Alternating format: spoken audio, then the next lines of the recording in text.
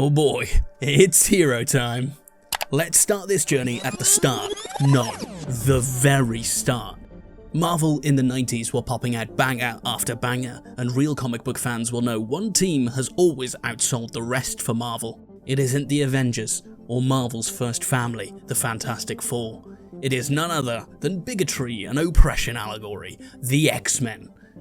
Back then, 4 comic book creators were helming and working on series such as X-Factor, X-Men, The Uncanny X-Men, and Cable.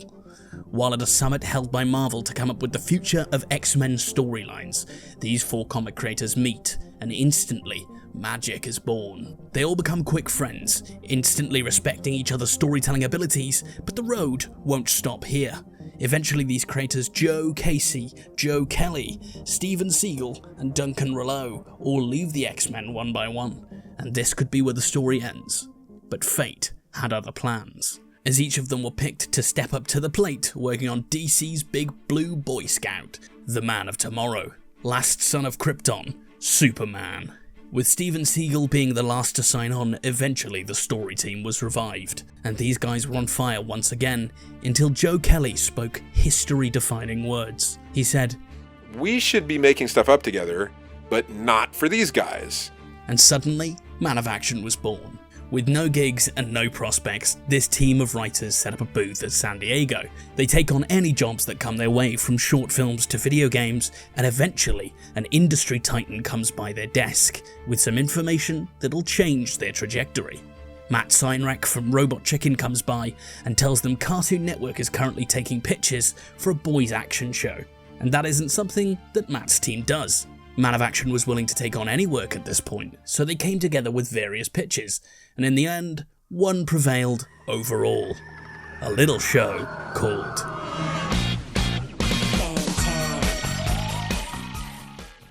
With 4 seasons and 52 episodes, Ben 10 manages to solidify itself as the premier kids show of the 2000s era, spawning multiple spin-offs and crushing the market in toy sales.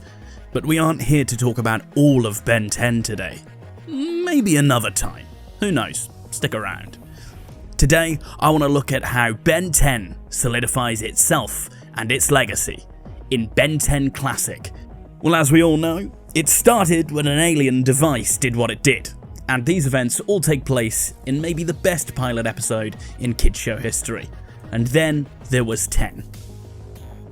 We start the episode in an outer space battle, where we are first introduced to the primary and long-term villain of the show, Vilgax. Which, by the way, is an incredible name, even if it is a bit on the nose. He swears he will get his hands on an item we're unfamiliar with at this point in the show, the Omnitrix. The space battle continues, and then we cue the motherfucking music, baby.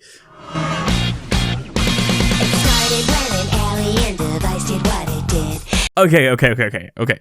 Not trying to get a copyright claim out here. Let's leave it there. We start with Ben excited for summer. Instantly, his mischievous side is shown in class through paper aeroplane hijinks. But when the class is over, you get a more well-rounded idea of his character, as Ben sticks up to some bullies for a kid in his class. To no avail. And then he arrives. The man, the myth, the legend, everyone's favourite grandpa, Max Motherflippin' Tennyson. Turns out Ben is spending the whole summer with his grandpa Max in the RV. Which I just gotta say, this element of the show is so understated but important. I think a lot of us understand the feeling when you're young of loving the time you spend with your grandparents and how freeing it feels.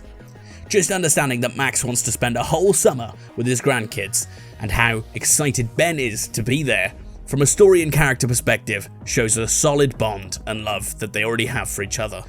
But Gwen's there, and neither of them signed on for that. I personally used to love spending time with my cousins, but the teasing was always going to happen. So I think as we go through the show, it's clear that the teasing between Ben and Gwen becomes their way of showing each other that they care. But for now, it's Insult Town Bickerville, and you gotta feel bad for Max. Something tells me it's gonna be a long summer. After Max shows the kids their gross lunch, we finally start to merge the Vilgax plot. Vilgax shoots the ship he was in battle with, and as a last emergency protocol, a pod is fired from this ship. Back at the camp, Ben decides to go for a walk and is nearly hit by the rogue pod. Ben falls down, only for the pod to open up and a watch glows within.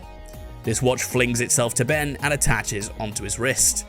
Ben starts to freak out and run back to his grandpa, eventually stopping to investigate the watch. And oh boy, while testing its functions, Ben for the first time does what every kid was waiting for: transforms into an alien. Specifically, a pyro knight. Ben accidentally starts a forest fire with his new form, and Max notices from afar. After Max and Gwen figure out that the pyro knight is in fact Ben, they don't scold him for his recklessness, but they help him become a hero by stopping the forest fire by creating a backfire. This first episode, unlike any other series, perfectly balances the mystery and immediate excitement needed for a boys' action cartoon. It introduces the Omnitrix without yet fully explaining its very convoluted history and origin. The Green Watch crashes to Earth, attaches to Ben, and has a simple activation premise. A lesser show would have taken way more time to build up the protagonist gaining powers, but Ben 10 knew immediately what it needed to do. It jumped straight in when Vilgax attempts to claim the Omnitrix within the first episode, allowing Ben to transform into Heat Blast, Wild Mud, Accelerate, and Diamond Head, who are all not named yet in this episode. This first episode offsets the traditional over-worried side character trope, and God, I'm so glad that it does. Gwen fights with Ben, and Grandpa Axe tells Ben he should figure out how to use the Omnitrix instead of trying to get rid of it. No one in this show is pretending that these powers are a curse, and it's so refreshing. Immediately after going alien for the first time, Ben starts to think about all the people he could help. Don't worry, Ben, you will. The main villain of this episode is a giant robot, and most shows would display the main character after gaining their powers to be completely invulnerable. But that's not how Ben 10 works. Remember, each alien has a strong suit, and Ben needs to figure out how to use those advantages against villains that have weaknesses to them. Ben, however, picks Diamond Head at random this time, and during the fight really struggles.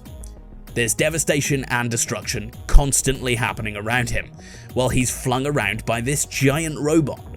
It isn't until he realizes the reflective nature of Diamond Head's skin that he is able to defeat this villain. He reflects a strong laser beam back at the villain, cutting it in half. At the end of the episode, the day is saved, Vilgax's forces have been defeated, and Ben is shown getting used to the Omnitrix by helping pack up with his speed hero, Accelerate. I will turn Washington, D.C. into Washington, B.C.